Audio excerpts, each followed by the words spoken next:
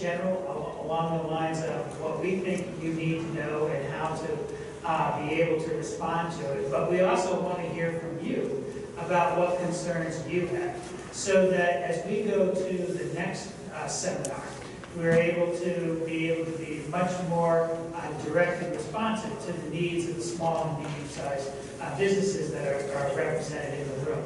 So your feedback, whether it's today, whether it's at some point at the end of the at the end of this, if you want to send an email to any of us at the Technology Council, we'd be happy to have it. So thank you very much for coming today, and we appreciate the opportunity to bring you some information and hear what you have to say.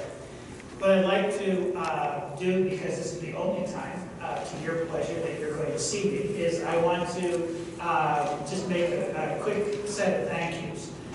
We, as I say, we have 4 focus areas for the Technology Council, and we have created task forces around those focus areas. And our Cybersecurity Task Force is really the responsible group for this event. Having put a survey in the field about 6 weeks ago and getting information from that survey that is able to be part of the event today. So there are some members of the task force in the room. Pat Fisher, who is sitting here in the red suit, is our chair, and you'll be hearing from her more today. But we really appreciate the hard work that the task force has put in.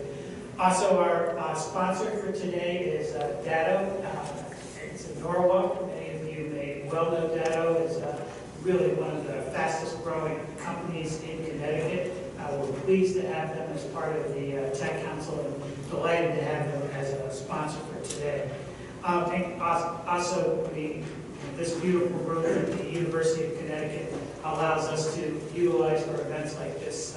It's just a wonderful thing. Maybe as the seminars grow, we'll end up using all the seats as we go around.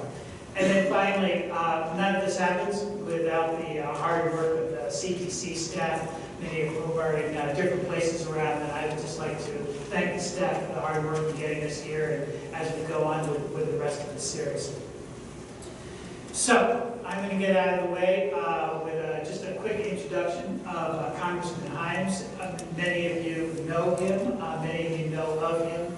He is just started his 4th term in Congress, and what you may or may not know, he's a Harvard grad, he's a Rhodes Scholar, and not surprisingly, when you have somebody that smart, he gets put on the Permanent Select Committee of Intelligence. And so he has been serving on that. And then in January was named the ranking member for that committee's subcommittee on cybersecurity and the National Security Agency.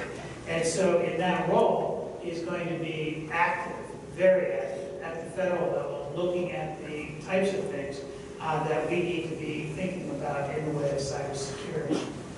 Thank you for that introduction, Bruce, and good morning to all of you. It's a pleasure to be with the Technology Council this morning. I'm here, I think, because my 2 committees, I spent most of my time on the Financial Services Committee, and Bruce was kind by not outlining the 12 years I spent in that particular corner of the financial sector, which doesn't do me a lot of good these days politically, but Financial Services and the House Permanent Select Committee on Intelligence. Of course, the nexus of those 2 committees is something that you've been reading about in the newspaper, probably with a shiver down your spine from time to time, which is cybersecurity. And of course, some of the cyber attacks that we have witnessed in the last year or so of kind of increasing drama. What I thought I might do is just give you a sort of 10, 12 minutes on what's going on at the federal level, because there are some important steps that are being taken that are really going to facilitate the defense against cyber threats in this country, particularly on the part of the private sector, all of you. But also leave, I've got half an hour with you this morning, so I'll try to leave 15 minutes or so for questions on any topic whatsoever. Let me begin by saying that there was a remarkable outbreak of bipartisanship last week. I've been at this for 6+ years now, and it's been, those first 2 years were a year of kind of democratic ownership of the levers down there, and a lot got done. Some of you will think that's good, some will think it's bad, but starting 4 years course, we went into a period of immense gridlock, which remarkably actually changed up last week when, and I won't spend too much time on this, but when Nancy Pelosi and John Boehner got together, sort of in private and in secret, to solve something that to the medical professionals in the room you will know was very important, known as the doc fix. This was a ridiculous idea that Congress came up with some 15 years ago to control costs in the Medicare system by automatically, basically, taking 3% or so a year off the reimbursement that we're paying to Medicare providers. Needless to say, every year Congress would fix that because doctors didn't want to take that hit. And it was no small achievement because it was actually fairly expensive to fix. And the reason I say all of this is because I have noticed in the last year or two a gradual softening of the ice, if you will, sort of a little bit of a return to bipartisanship, which is going to be great for this country with respect to things like budgets and the debt ceiling and all the stuff that has hung up the Congress for a long time. But it will also, I think, allow for the passage of some cybersecurity legislation. And it could not come at a better time, of course. The professionals who really watch this stuff 10 hours a day, I was with one of them who said, I'm asked recently, he was a former CIA station chief who spends his time on cybersecurity right now. He says, I'm asked every day, do I sleep at night knowing the threats that I see? And he said, yeah, sure, I sleep like a baby. I sleep for 2 hours and wake up crying. Sleep for another 2 hours and wake up crying. I will say, as a member of the Intelligence Committee, I get asked that question a lot. Now that you sort of every Monday review all of the threats and stuff, do you sleep at night? And the answer to that question is, and I'll get back to the legislation in a second, but this is important. The threats are pretty significant, both in the cyber realm, the state realm, and of course the terrorists and all of their designs. So yes, that awareness rises, but along with that awareness rises the knowledge of the absolutely remarkable countermeasures that we have against the terrorists, whether it's international surveillance or some of our covert activities, the fact that if you're a senior member of any of these terrorist groups that are after us, you wake up in the morning hoping that you finish that day because of the remarkable abilities of our intelligence community and DoD. But anyway, this cyber bill is important because the experts say we're at a point in time now where we really need a regime for the private sector to share information with the government and with each other. And I don't need to tell you why that's important. You read the headlines about Sony, very embarrassing emails for a lot of senior executives at Sony. Of course, the loss of the Anthem, personally identifiable information. And the list goes on. JP Morgan, Target, that's the sort of garden variety type thing that we're seeing every 2 weeks or so in the press. But it doesn't stop there, of course, right?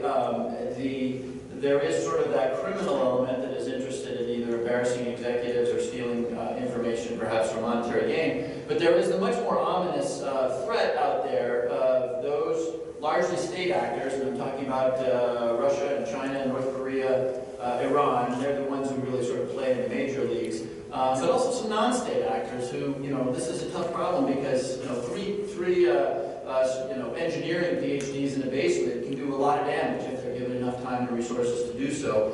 And that can lead to the kind of doomsday scenarios. Doomsday is probably a little bit overstated, but the kind of doomsday scenarios that you read about, which is, could somebody get in and shut down SWIFT? Could somebody get in and shut down, Florida Power and Light's electrical utilities? And the answer to that, of course, is given enough time and energy, they probably could. Some of you would have read about the attack that we believe the Iranians made on Saudi Aramco. If you didn't hear about it, you should read about it just as a cautionary tale. A little over 2 years ago, they infected Saudi Aramco's computers and destroyed 30,000 PCs at this company. Just completely wiped their operating systems out and replaced the operating system with a little piece of software that had an image of a burning American flag. We think that might have been retaliation for the Stuxnet virus, which wreaked some havoc in the Iranian enterprise control systems and some of their nuclear facilities. But anyway, the point is that now is the time, of course, for the passage of some cyber legislation that will really do a couple of things. One, it will allow the private sector to take a piece of odd code. Your IT people notice an anomaly in the network and take it what I think will be to DHS, the Department of Homeland Security, and say, look at this. DHS will then share that very rapidly in real time with the various nodes in the U.S. government where there's a lot of talent in this area, NSA, FBI, other places, to look at this thing, to develop countermeasures, to try to come up with attribution, and to help as a public-private partnership in the defense against that particular malware. And obviously, those of you who know this technology better than I do, once you sort of identify it and attribute it, you can vaccinate, as it were, computers and systems that have not been infected.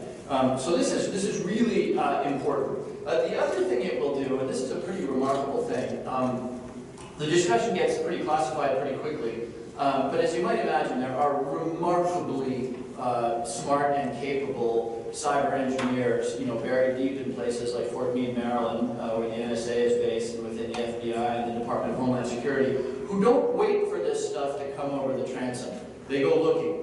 And again, the conversation sort of gets clipped very quickly, but they go looking for this stuff. They go looking for known antagonists. They go looking at anomalies. They go looking in foreign countries for network anomalies. And so quite often they will identify something or somebody of concern, but because this all happens in a very classified environment, there's no way for them to go to, just to name the, probably larger targets, to the IBMs of the world, the JP Morgans of the world, and say, stand by, you may see this, make sure your engineering professionals are aware of it.